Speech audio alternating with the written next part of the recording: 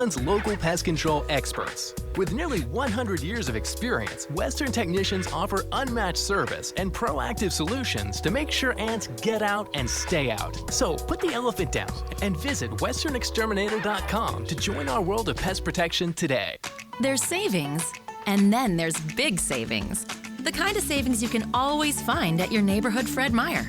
With low prices and delicious choices, plus personalized coupons and ClickList to help you shop and save anytime from anywhere, so you get more for less at Fred Meyer. Fresh Foster Farms split chicken breast, drumsticks, or thighs are 87 cents a pound in the value pack, and medium Hass avocados are 77 cents each. Fred Meyer, what's on your list today? So, what are you reading? I'm checking out the ratings on the new TVs, and it looks like Samsung, LG, and Sony got the best scores. Just like last year.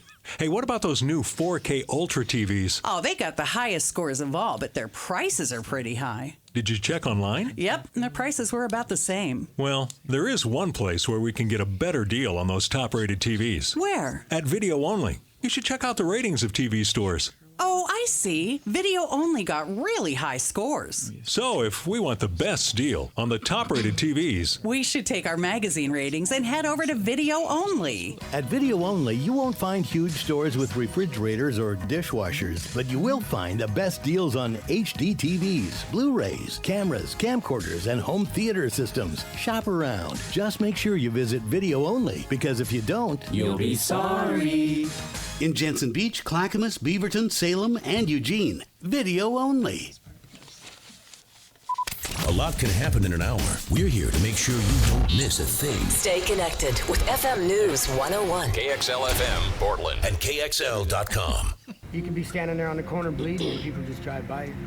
They wouldn't want no part of it. They wouldn't want no part of the drama. In a city battling a homeless crisis, numbers matter. This week, a new one, courtesy of a federal report ranking Oregon 49th out of all 50 states based on the percentage of our homeless population forced to sleep outside.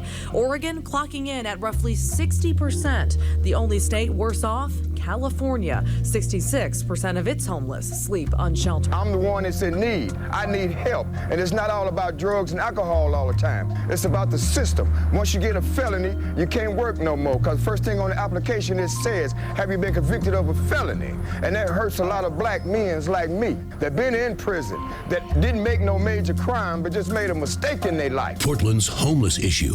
This is a special roundtable discussion live from the Skype Live studio on FM News 101 KXL. I'm Sheila Hamilton, and you are listening to FM News 101 live from the Skype Live studio, presenting this Homeless Roundtable. I'm so thrilled to have with me today Mark Jolin with the Joint Office of Homeless Service, Stacy Bork with Transition Projects, Alexander Appleton, Home for Everyone board member and a former homeless person, Ed Blackburn with Central City Health, and Mayor Ted Wheeler. Thank you all for joining me today, if you would. Thank you. We're broadcasting live today on radio, on Facebook, and a live stream. So for our audience, would you mind just explaining what you do and your particular role in dealing with the homeless? I'd be happy to. My name is Mark Jolin. I'm the director of the Joint Office of Homeless Services.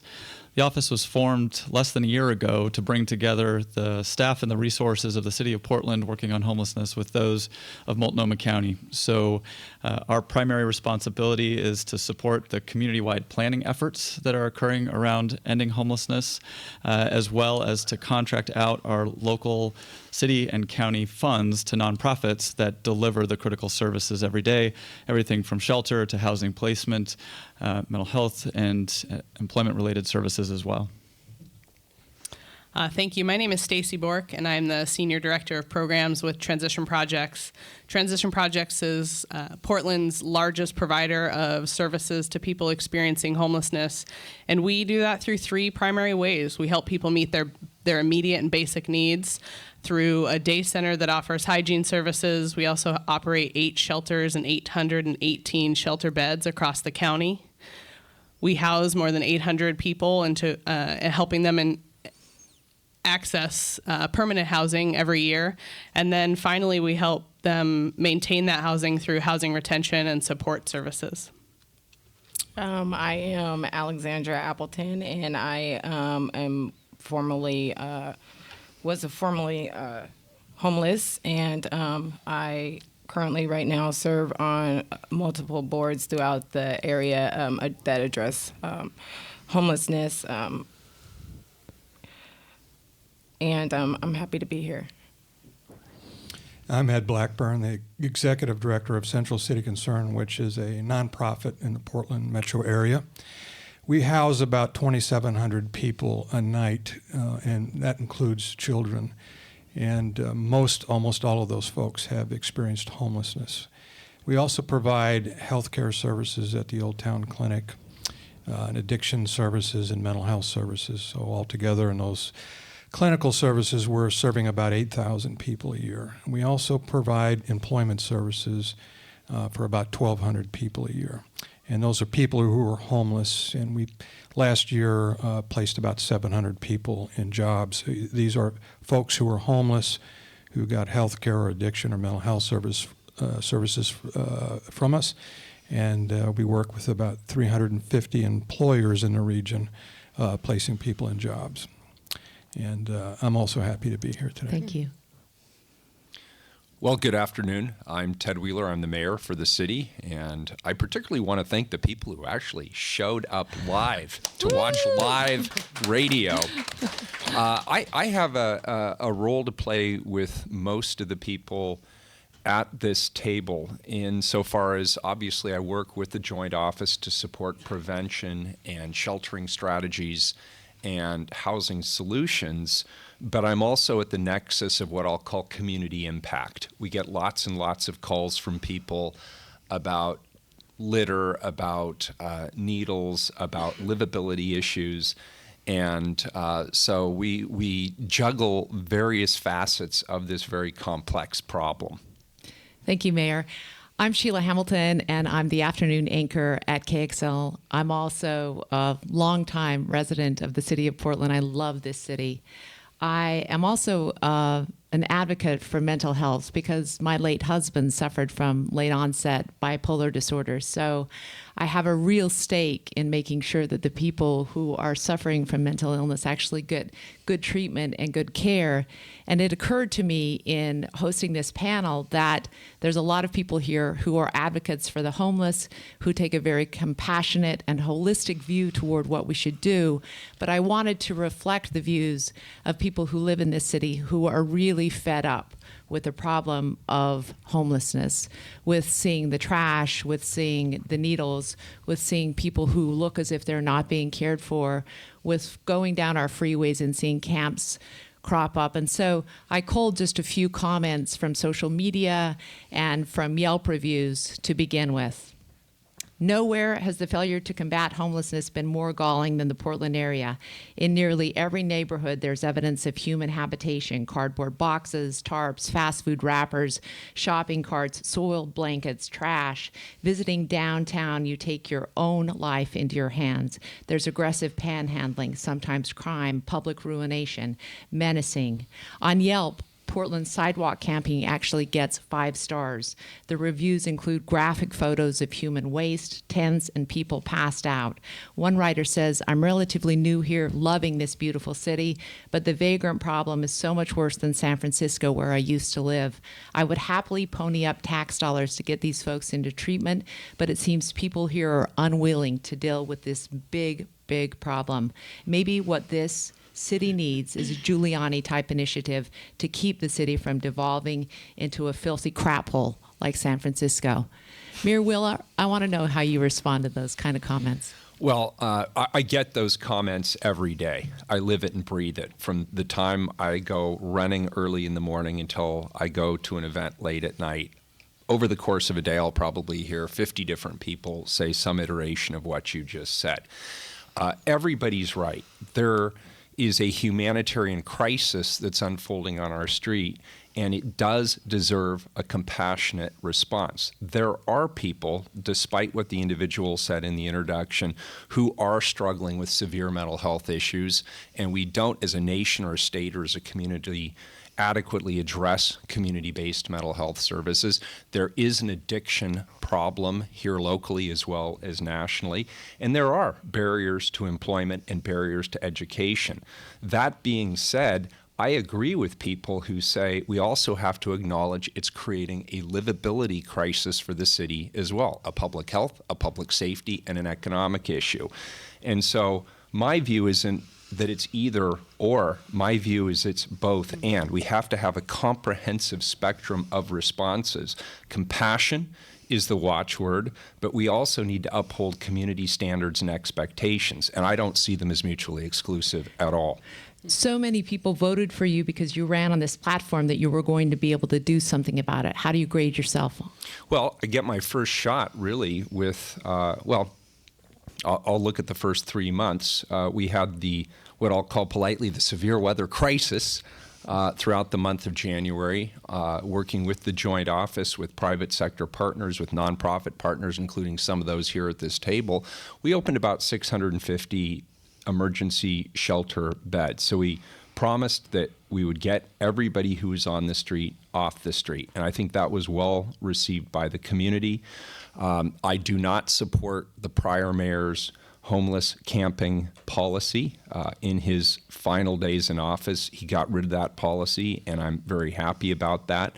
I've worked hard with jurisdictions to coordinate our efforts. Previously, what would happen was we'd have a community complain. For example, some of us were in the Lentz community recently, and for 2 hours, people passionately expressed themselves on this subject, and they gave us great ideas about how we could improve the environment around the school, which we have done. We've posted that. 92nd and Flavel, there's ODOT property, there's city property, there's TriMet property. We've coordinated for the first time. I've created a committee of different jurisdictions so we can coordinate some of these efforts. And in the budget that I'll be releasing early next week, you're going to see that we are significantly increasing resources towards what I will describe as mitigating community impacts of homelessness. Alexandra, I'd like to ask you your response as a former homeless person to read those reviews, to read the view that other people have of persons like yourself. How does that make you feel? Honestly, I know it's uncomfortable, but I could say that I would ask people to put themselves in the shoes of homeless people. It's more uncomfortable for us to be out there than it is for you to drive by it and complain about it. That's what I would say. And I would also pinpoint on, if we're going to talk about compassion, I mean, where's the compassion with newcomers coming to the city that's what's moving us out. When I'm not saying that people shouldn't move here, but I mean, considering the fact that you're going to move here, this is what you're going to get, and don't complain about it when you come here and you have to deal with it.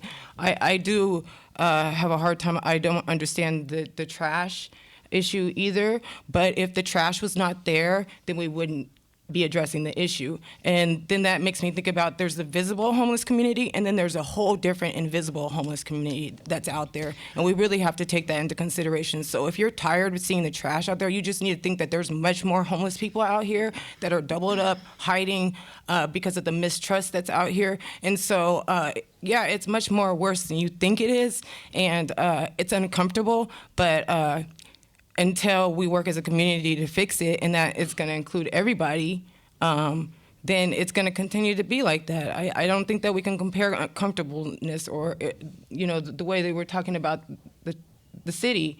But you're driving by and you're going home to a house. Mm-hmm. What would you do if you were homeless? Where would you put your trash? And so, just ask yourself that question.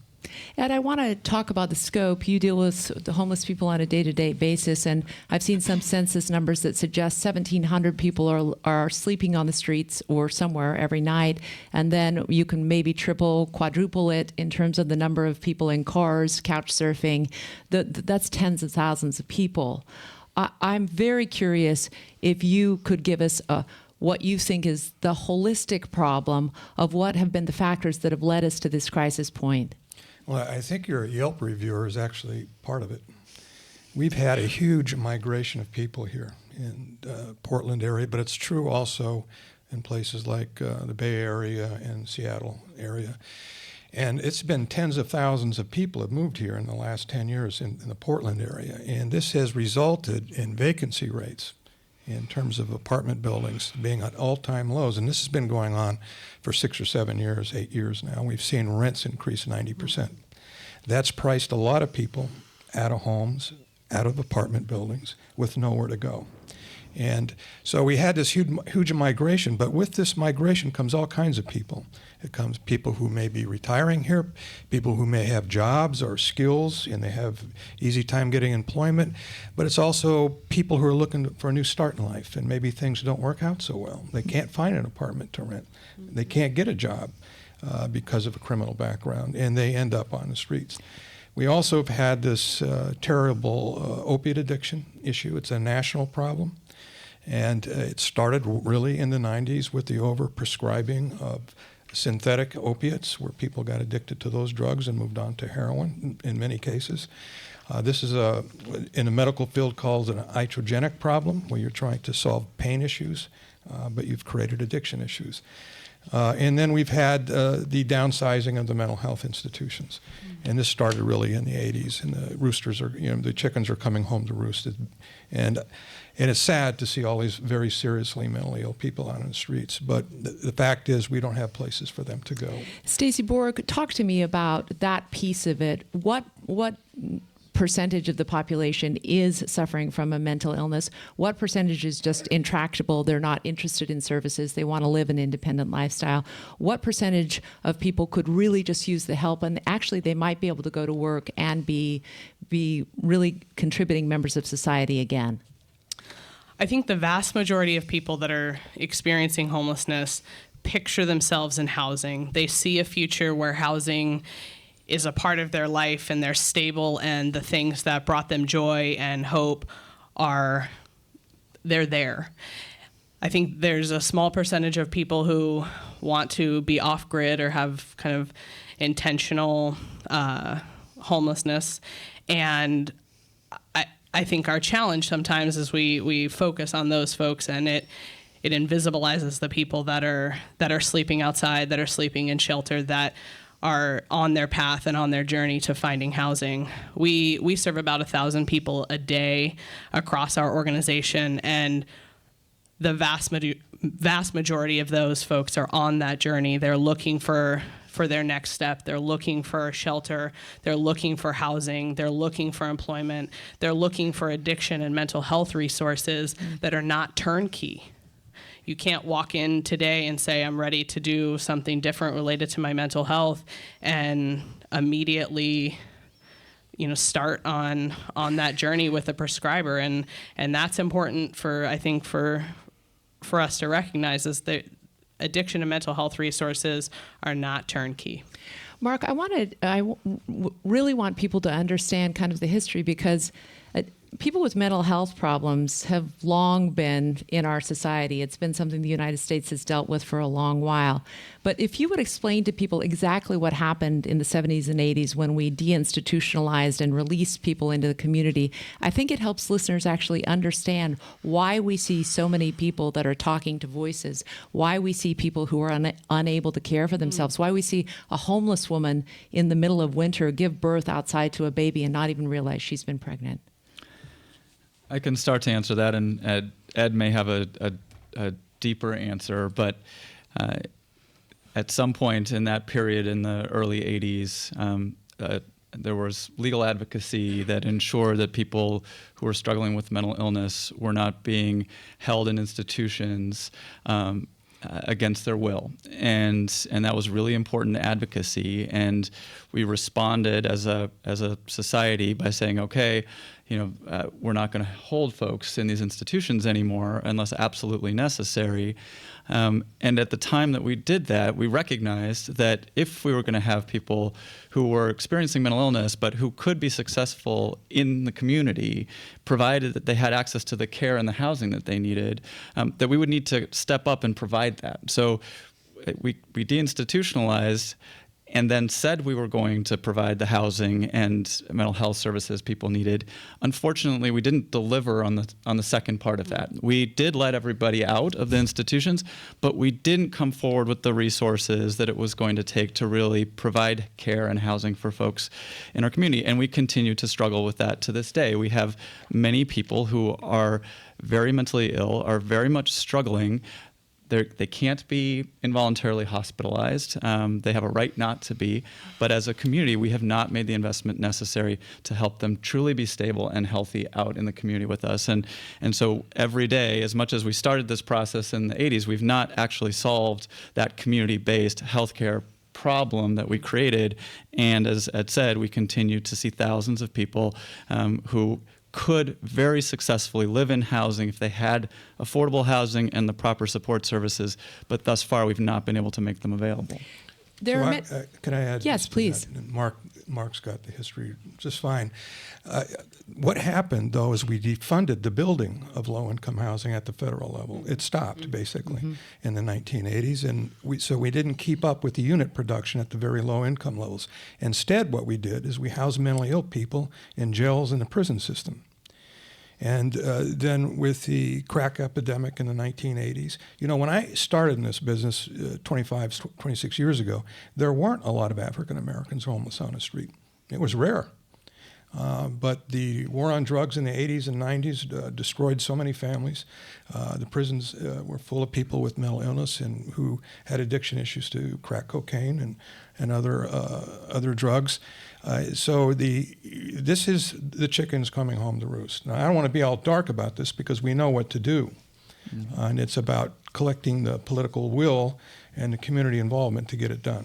In 2004, Portland vowed to end homelessness. There were big plans and budgets and a movement to move people into permanent housing. Mayor Wheeler, I'm sure you looked at that plan and analyzed what went wrong. What went wrong? What went wrong was everything that Ed and Mark just mentioned. Homelessness is a blanket term to encompass a whole host of different issues. So all of societal's ills come home to roost at the street level.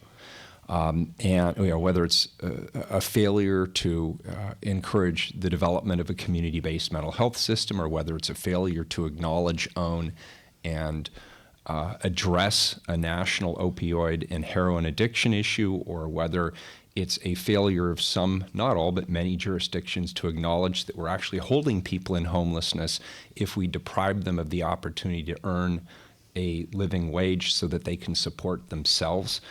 The youth on our streets have their own panoply of issues that need to be addressed. All of these things are true.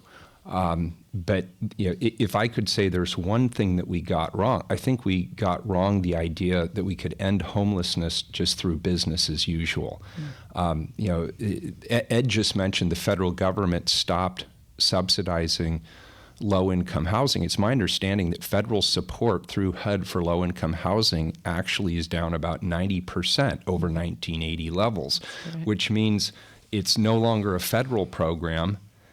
The state does a little bit, but it's really a local government program. So the very jurisdictions that have the least amount of resources for that kind of investment are the ones who are now responsible for that kind of investment. And I'll just tell you this as mayor.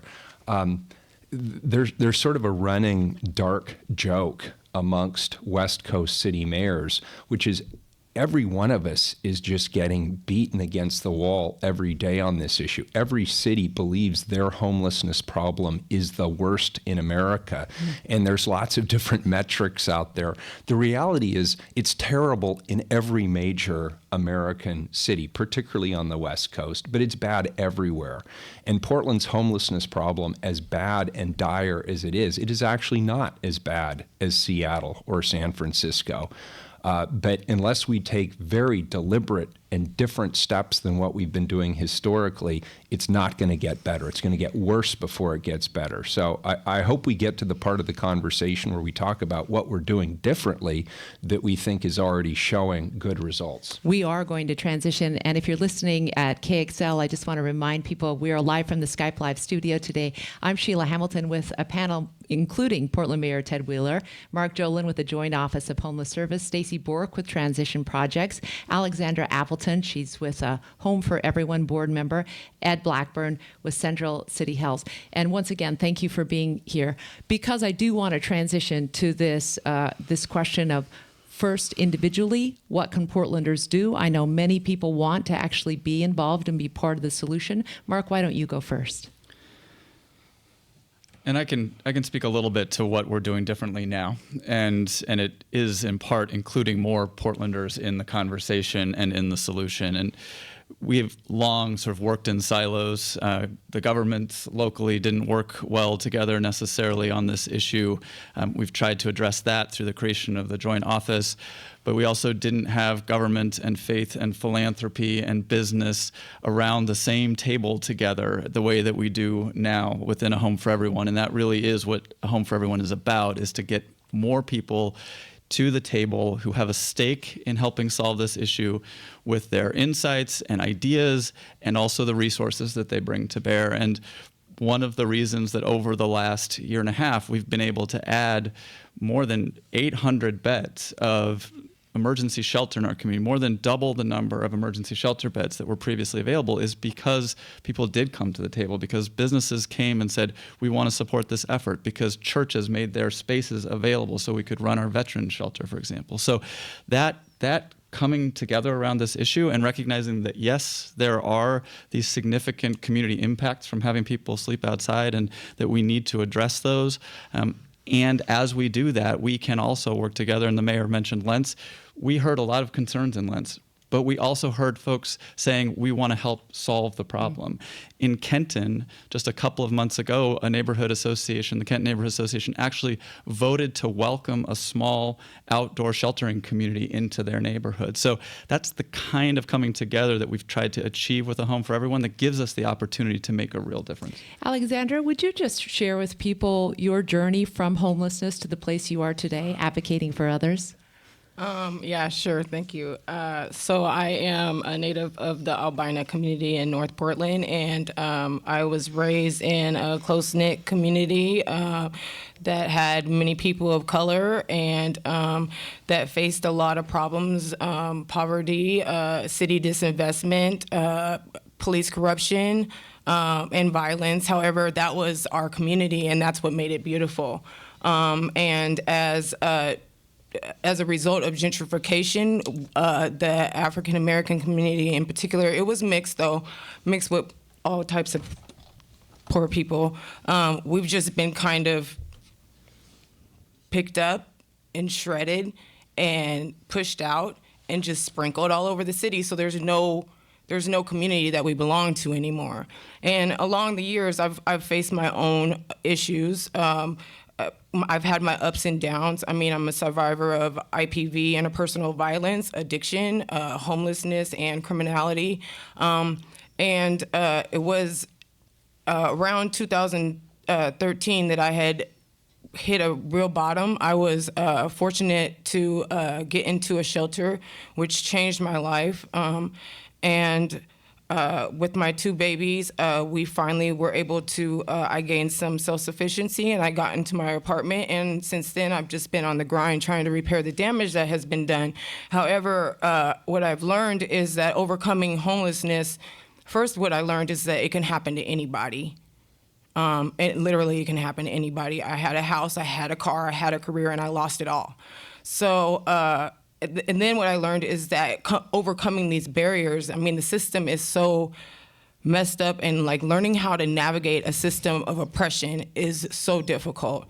And I decided that, it just shaped this experience shaped my life. And like, I value, not just because I'm a poor person, but I value people's lives over profit. And since I've made it, as you could say, I felt like I needed to be a leader for my community and reflect the concerns and the hardship it is. It's really, really difficult. And not all cases are the same. Every person has a different story, and everybody experiences trauma differently. And so we can't just tell people what they need. You have to ask them what they need and what they want, and that's how we're going to solve the problem, which is why I've decided to be an advocate as far as homelessness goes. And there's a lot more to that story, but I have some major concerns. I do, overall. I'm happy that we're making some moves in the right area. However, I think that we need to definitely make some very strategic moves in the upcoming years. Stacy, one of the proposals that came up in the past year was from developer Homer Williams, and he pitched a $100 million homeless campus modeled after Haven for Hope in San Antonio. He envisioned it as a one-stop shop for 1,400 people in search of services and assistance. What happened? How did you feel about that project? What is wrong with centralizing people who are actually looking for this kind of help? That's a great question. I think what the Homer and his partners at Oregon Harbor of Hope, I think what that brought to light was that there is no silver bullet, and that, as Alexander described, the solutions to ending our housing and homelessness crisis are as many as the number of people who experience them, and the complexity of the lives of people that experience homelessness influence the complexity of the solutions. And there's no silver bullet. And we need a number of resources and a number of creative and innovative ideas to help us create a menu of service so that, as Alexander described, everybody approaches homelessness from a different experience, and we need to be able to have a variety of resources to help them navigate on the path that's going to best meet their needs. Mayor Wheeler, do you have any thoughts? Or Mark? Go ahead, Mark. Sure. I actually was very interested in that model. And so after being elected, but before taking office as mayor, I went down to San Antonio with a couple of members of my team to take a look at it. And there was much that I liked about it. There were a few things I didn't like about it. But the people who run it are definitely mission-driven. Their hearts are in the right place. Their focus is on outcomes. And the part I really liked about it was, first of all, they had a safe, secure location for people who just wanted to, they would sleep on the street otherwise, but they were offered a place to sleep that had access to water, to food, to shelter, a place to store their belongings, and it was 24/7, which was nice. But the most important thing was it had access to consolidated services. So if somebody was a veteran, they'd say, hey, Joe in there, he's connected with veteran services. He can connect you to a housing voucher. Or maybe if somebody needed access to employment, there was an employment officer there. If they needed other services, they didn't have to go all over town trying to find the right nonprofit resource. They were all there working collectively as a team to help individuals get off and stay off the street. So I was very attracted to that aspect of the model. And I still think that part of the model, the connection between a safe, humane, secure place to live that isn't under a bridge or by a roadway or in a doorway, that's a good thing. And the connection to services to get people off and keep them off the streets, that's a good thing too. I think when you see someone like Homer Williams or someone from private industry who's really attempting to get involved in this, and it moves along the bureaucratic process and then it falls apart, it begins to send the message that maybe that private-public partnership is not going to work. Mark, how do we solve that to move these ideas into action quicker? Well, so I think there are always multiple processes going on, and there are lots of real successful public-private partnerships of late. The project folks donated the Bouchon building for 6 months, and we're able to run shelter out of there. We recently had the developers who are redeveloping the Schleifer building in Inner Southeast offer their building up in a similar model. There's all kinds of really good public-private partnership going on. Our veterans effort has really depended heavily on private market landlords coming forward and being able to work with veterans to give them access to housing. So, each of these processes is different. Homer and the Haven for Hope folks are still in conversations. I think there's a lot, as the mayor says, that is really good about those ideas, and we continue to have discussions with them about how do we put some of that in place, what that's working well in San Antonio. We've always got to be open to learning from what's going on in other communities. We've actually begun the coordinated access implementation. It is about getting folks to, regardless of what door they walk into, making sure that they know what all the services are in the community. So those are, those conversations continue, and both with Homer Williams and with our other private partners on a whole array of issues. Ed, one of the most shocking statistics that I read is that it costs the taxpayers $55,000 a year to care for a person living on the streets. That's shocking to me. Most of those costs must be around healthcare, because they wait way too long to actually get their healthcare taken care of, and then they're seen in the emergency room. With the onset of a change in Obamacare coming, with what looks to be like the elimination of that particular program, what is the future going to be for people attempting to access healthcare, and what will it look like in terms of the cost ratio of caring for them? Well, I think you're referring to studies that have focused on in the field what's called people are high utilizers of services, and those are really a percentage of the homeless people. It doesn't represent all homeless people. They're not costing $55,000, but there are some very sick people with multi-diagnosis, including mental health issues, that are in and out of hospitals and in and out of emergency departments. One of the things that the Affordable Care Act, Obamacare, did in Oregon was create a lot more capacity to get people into services. Mm-hmm. And we're able to reduce those hospitalizations, able to reduce emergency by getting people hooked up to their primary care physicians through quality access to mental health and addiction services. We could often do more, but it's only about a 3-year-old project at this time, and it's a massive project. But I can tell you, hundreds of thousands of more Oregonians have access to care than they did 3 or 4 years ago. If that were just eliminated, it would be a disaster. We have a president said he was going to repeal it and replace it with something better. What we haven't seen is the better. We've seen a lot about the consequences of a repeal, but we don't see any plan for the better. I want to ask you specifically about the case of the homeless woman who ended up dying, and it was publicized across the country.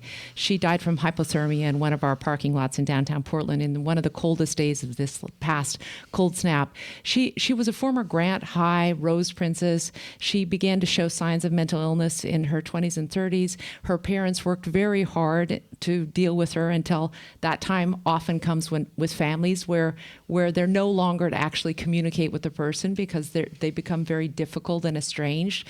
She managed to access some services, but then ended up destroying those relationships as well. She was in and out of public housing, destroyed those relationships. For those most entrenched problems, for people who are that sick that they don't even realize how sick they are, that they're dying of hypothermia, what do we do with those cases? I do want this because this is a difficult issue, and I'm a pretty liberal person, but I have to say we've gone way overboard in making it difficult to get people under secure protection, under mental health holds, it's called in the field.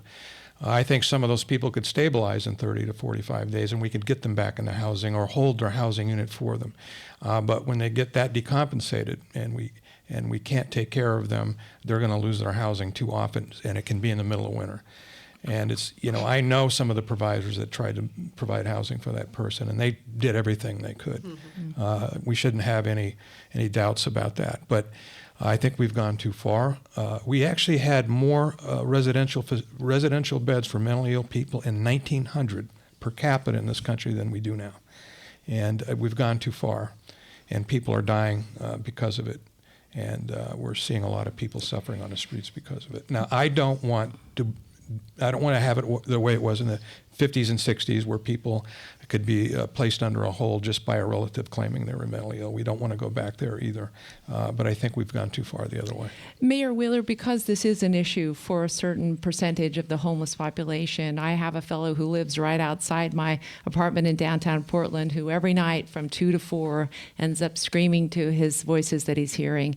And I just keep thinking, isn't there something that we can do to actually provide a safe place for this human being? So I'm not a constitutional lawyer, But what I've been told is the answer is no. If they don't want to be helped, you cannot do that. In other words, they have a constitutional right to freeze to death on the streets of this community. And it gets right back to what Ed just said. I had the opportunity a couple of times earlier this year during the cold snap to go around with the Clean and Safe program. And they have a group of people in the Old Town, Chinatown area, and they are very familiar to the people who go around, and they wake them up gently at about 7:38 in the morning. And there was a woman there, I can't shake this. She was living under an umbrella in the snowstorm, and it was very obvious to me that she could not care for herself. I mean, she was buried in her own detritus, and she clearly was not capable of taking care of herself. And I asked, well, how long has she been there? And they said, oh, she's been here for the most part of the last 7 years. And I think about what Ed just said, 30 or 40 days of care, and that person could have the opportunity to recover some semblance of a life, or maybe reconnect with family members, or through some other means get off the street. And, sometimes we progressives, and I'll just paint the whole city with that picture since that's what the country thinks of this city, there's a fine line between compassion and enabling. And I agree with Ed. I think sometimes we're on the wrong side of that line. And I wish we could do more to reach out and help people who clearly could benefit from help. Such a great, go ahead, Mark. There are those individuals, and the mayor and Ed are saying, we can't force people into care, but we have nonprofits in this community and that are out there really trying hard to create the kinds of relationships that will bring people to a place where they're ready to voluntarily come in for service, and that's really critical work, I think, and it's work that is supported through the city and through the county. We have skilled mental health outreach workers out there in the field every day, and there are definitely those folks for whom that is not enough despite our best efforts, but know that we have folks out there who are doing everything they can to try to create an opportunity for that person to come out from under that umbrella. It isn't always working for sure, but many people do come in and do get the support they need and are able to stabilize. And it's partly why we see thousands of folks a year move out of homelessness back into to housing, because we don't give up easily, and we have some really mission-driven folks out there doing this work every day. Hey, Mark, could you? Why don't you talk about the Unity Center as well? That was a good step in the right direction. Yeah. So as we try to improve the resources that we have and better align them, one of the real innovations in our community just recently opened this year is the Unity Center, and it's a consortium of hospitals that came together to consolidate their emergency psychiatric services in one location. The idea being that would allow better care to be provided rather than someone who was in a mental health crisis having to walk into any emergency room and the doctor who might be there might not be a specialist in mental health. Now we have a center where people can go and you have highly skilled, trained folks on mental health there. And it's also an opportunity to engage people as they come in there in services. And so there's immediately contact made around the other needs that individual has. The Unity Center also has some beds that are for longer term stays, but it gives us an opportunity as a community to again strengthen our capacity to serve folks who are struggling with severe mental illness. And there is a lot of work to do on the housing side, on the extension of services side, even with the Unity Center in place. Mayor Wheeler, your thoughts about compassion and enabling are really interesting to me because my nephew was staying with me last summer. He wanted to take the bus home and go see Idaho and a few other states before he went home. And as I dropped him off, I was noticing people coming off with a backpack and a sleeping bag. And I asked them what they were doing, if they were going camping or what they were doing. Many of them looked homeless. And they said, we heard homelessness, it was a great place to be homeless, was in Portland. This issue for me is one I hear again and again and again. Portland is a compassionate place to be homeless. Have we become a magnet because of our compassion? I'd like every one of you to take a stab at that particular question. Well, I'll do my best, and frankly, I like to let the data speak for itself rather than conjecturing. Again, this is one of those themes that I hear, that people are just moving here to enjoy the largesse of sleeping next to I-405 in the rain. And frankly, the data does not bear that out. There may be some small percentage of people who are living some sort of a lifestyle like that, but that is clearly not a significant portion, and there's no data out there to back that proposition that it is. The fact of the matter is, being homeless on the streets of Portland is no picnic. You're still living in the rain, you're living in the mud, you don't have access to a bathroom. Most of the people that I have interacted with who are homeless over some period of months living on the streets develop what I would describe, and again, I'm not a doctor, but a degree of paranoia about what's going to happen to them and their belongings. And, it just isn't that great of an experience if it's voluntary. So, I just don't buy that theory. Yeah, but do you want to piggyback on? We still have to address the issues regardless of how they got there. Yeah, I think Mayor Wheeler referred to it earlier. I'm kind of connected all over the country with homeless providers and healthcare providers who serve homeless people, and I can tell you almost every city has this conversation. That someone will say, "Are we attracting all these people here because of what we do?" We wouldn't be doing these things. It wasn't like we didn't have a homeless problem 10, 12 years ago, and we started doing things, all of a sudden we had a homeless program. We've been trying to respond to a perfect storm of things happening both at the national and the local level. And I am proud of what this city has done. It's been a remarkable effort over several years to get a handle on this program. And I'll tell you, if we hadn't done as much as we've done, it would be a lot worse right now. I do think that we don't want to tell people there's we'll deal with this in 2 or 3 years.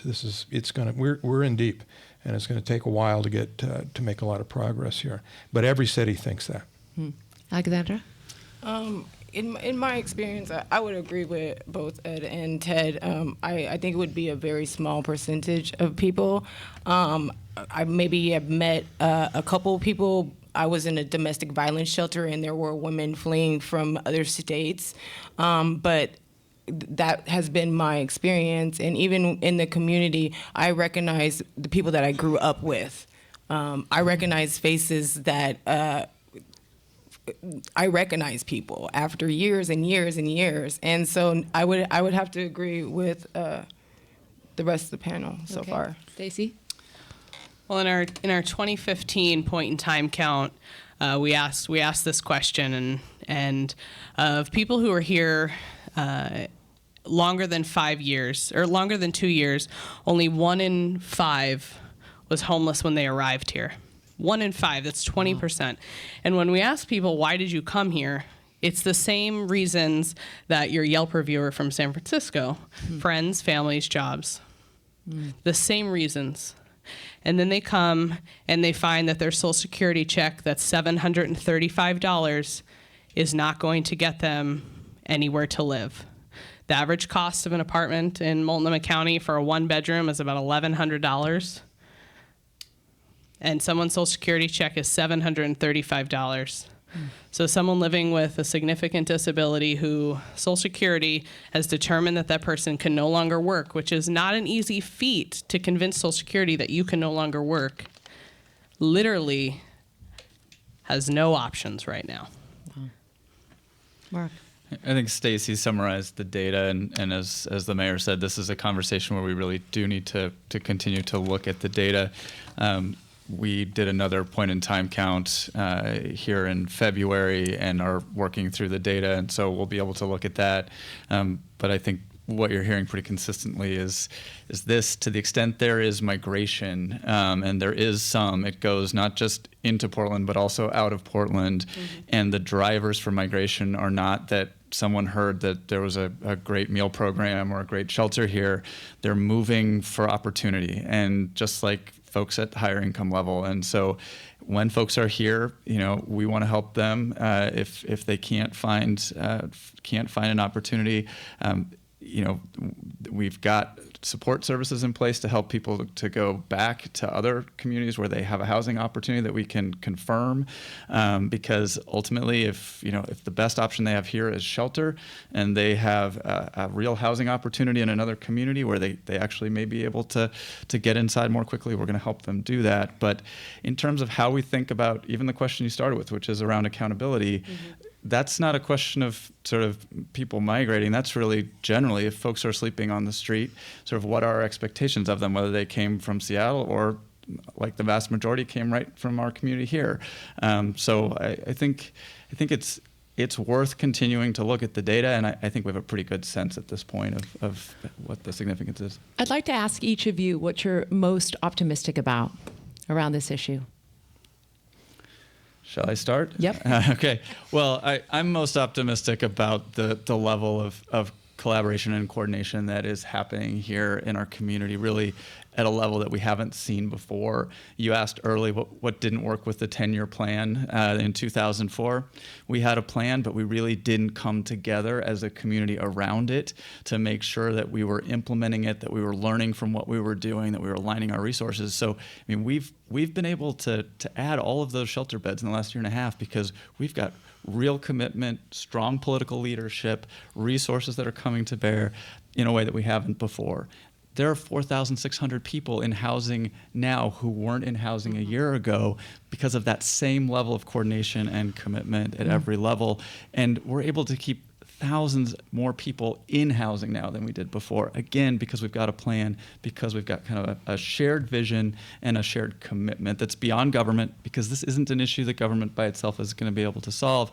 And we've brought those additional folks to the table. So it's the people whose lives we're able to touch that gives me hope, and I think motivates all of us who do this work, and the progress we see in those individual lives being improved.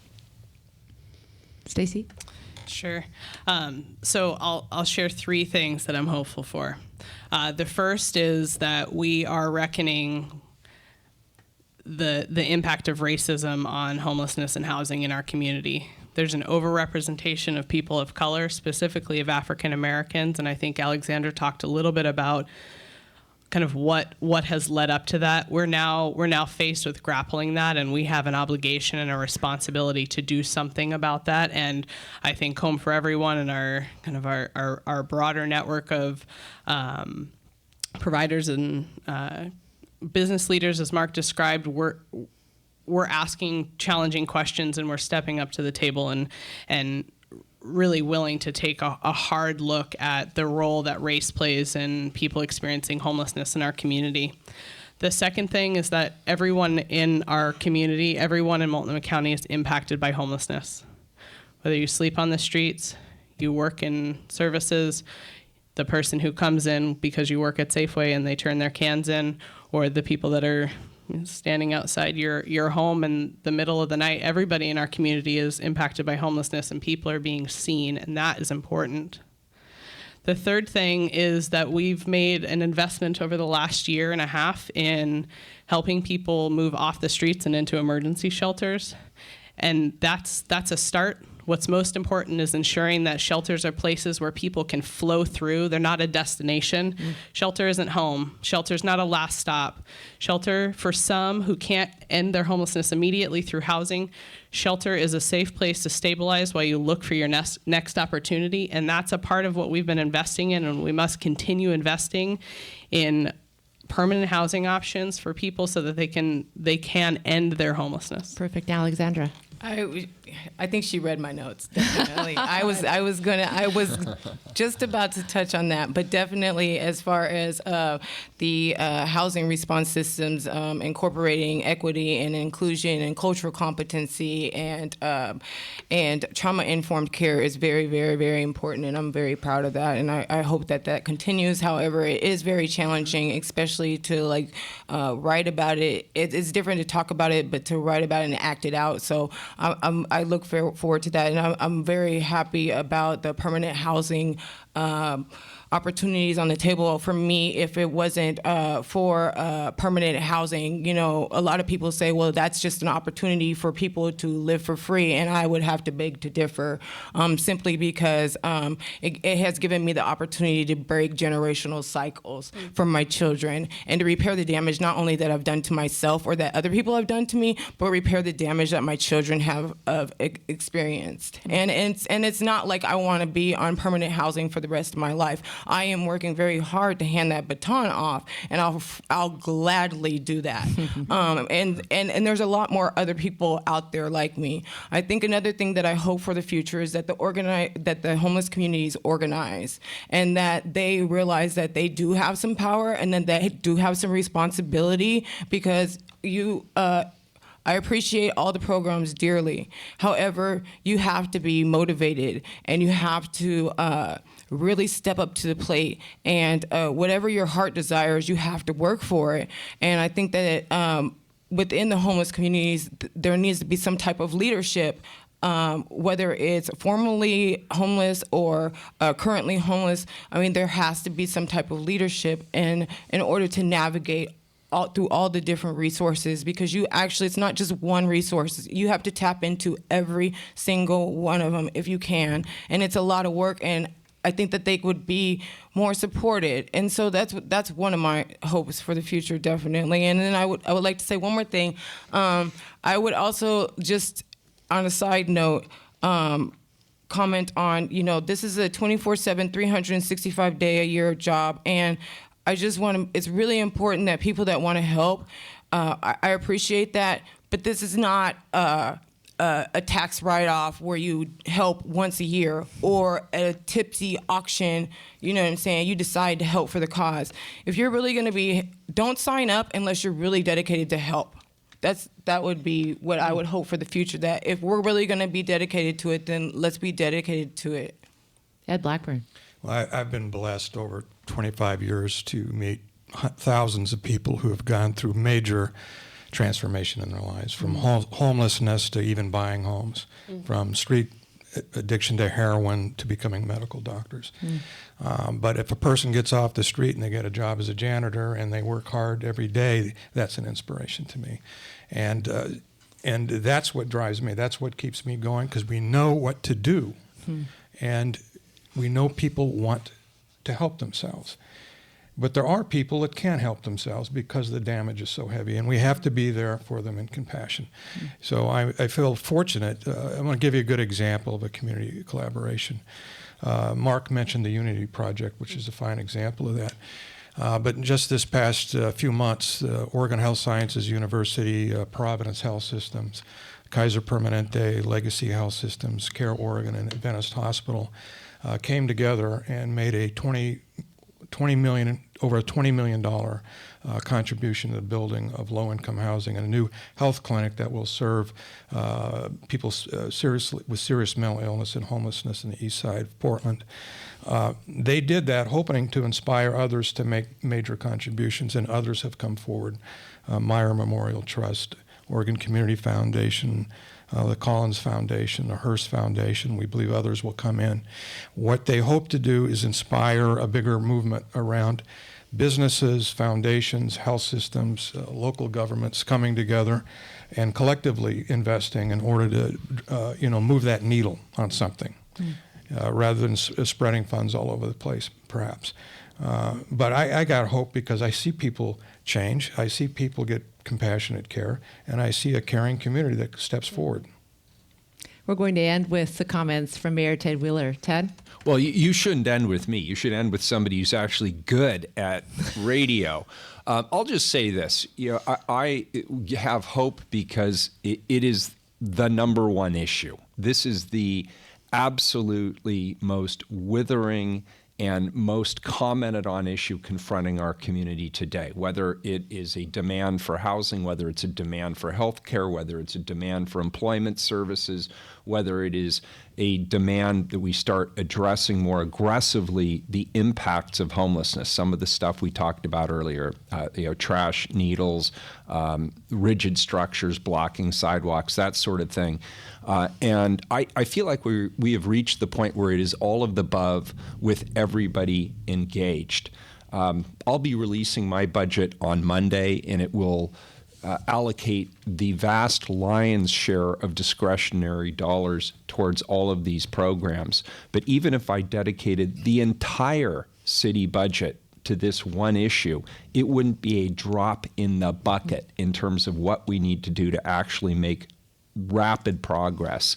So it's got to be the private sector, and it's got to be the faith sector, and it's got to be the nonprofit and philanthropic sectors working together with government. And perhaps the most important ingredient of all is the public. And I feel like we made a mistake by neglecting the manifestations of the homelessness issue. And I really figured that out in Lentz the other day, because that's a liberal neighborhood, blue collar, compassionate, mostly Democratic, I would guess. And they were just madder than heck. Mm-hmm. And I realized we are going to lose the compassionate resource to support the housing and the services and all the things that we talked about as being compassionate responses if we don't also address the livability issues in the community.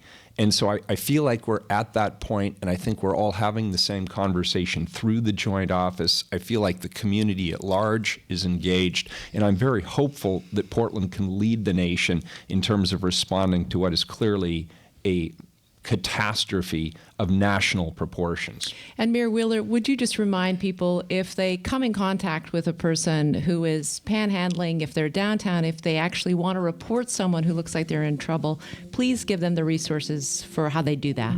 Well, if somebody's really having a crisis, 911, and if they're not having a crisis, you can call the non-emergency number.